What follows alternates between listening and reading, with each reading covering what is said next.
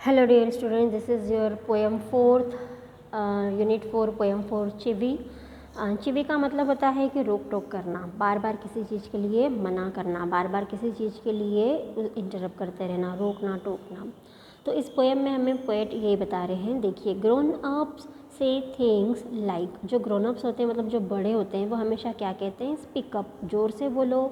Don't talk with your mouth full, जब आपका मुंह खाने की चीज़ों से भरा हुआ है तो तब बोलो मत। डोंट स्टेयर, घूर घूर के देखो मत। डोंट पॉइंट, इशारे मत करो। डोंट पिक योर नोज़, अपनी नोज़ में उंगलियां मत डालो। सिट अप, चुपचाप बैठे रहो। से प्लीज़, प्लीज़ का यूज़ किया करो। लेस नॉइज़, शोर मत करो। Shut the door behind you, जब बाहर जाओ तो दरवाज़ा लगा करके जाओ। डोंट ड्रैग योर फीट, अपने पैरों को रगड़ के मत चलो। Haven't you got a hanky, क्या तुम्हें कोई हैंकी नहीं मिलता। Take your hands out of your pocket, अपने पॉकेट में हाथ मत डालो। तो ये इतने सारे इंस्ट्रक्शन जो है वो बड़े हमें हमेशा देते रहते हैं। आगे बढ़ते हैं हम।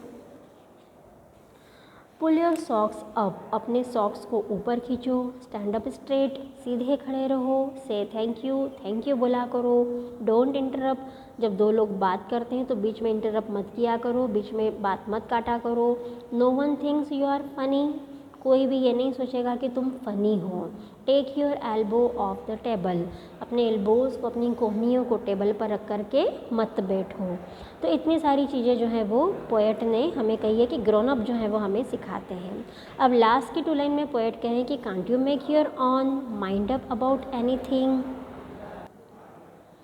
तो लास्ट की 2 लाइन में पोएट हमें ये बता रहे हैं कि can't you make your on mind up about anything, मतलब क्या इन सारी चीज़ों को करने के लिए आप अपना खुद का दिमाग नहीं लगा सकते?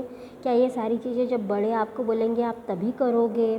तो इस पोएम में क्या हो रहा है बेटा कि इस पोएम में पोएट जो है वो हमें दोनों तरह से बता रहे हैं। पहले तो उन्होंने हमें ये बताना चाहते हैं कि हमारे बड़े जो हैं वो हमें सारी चीज़ों को जो है इंस्ट्रक्शन देते रहते हैं, हमें सारी चीज़ों को लेकर के अलर्ट करते रहते हैं, हमें सिखाते रहते हैं।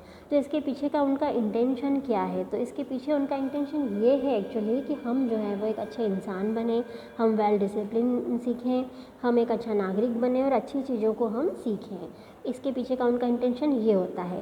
लेकिन दूसरी तरफ वो ये भी कह रहे हैं कि एक तरह से बड़े जो हैं वो बच्चों को सारी चीज़ें सिर्फ बार बार जो है वो सिखाते रहते हैं, बार बार बताते रहते हैं, उन्हें खुद से कुछ करने नहीं देते, उन्हें खुद अपना माइंड जो है वो चलाने नहीं देते, उन्हें खुद को कुछ सोचने का वो मौका ही नहीं देते। हमें बचपन से यही सिखाया जाता है कि हमें सिर्फ क्या करना है, तो हमें बड़ों को फॉलो करना है, बड़ों की बातों को सुनना है, लेकिन हमें खुद से कभी कुछ सोचना भी नहीं है और हमें खुद से कभी कुछ करने की कोशिश भी नहीं करनी है।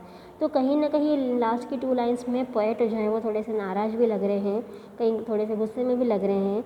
हालांकि उन्होंने बड़ों का अपोज़ नहीं किया है, लेकिन उनका मतलब ये कहना है कि कुछ चीज़ों में तो बड़ों को क्या करना चाहिए कि एटलीस्ट बच्चों को कुछ करने का या कुछ सोचने का मौका देना चाहिए। तो इस पोएम में हमें ये बताया गया है। आई होप आपको समझ में आ गई होगी। Thank you.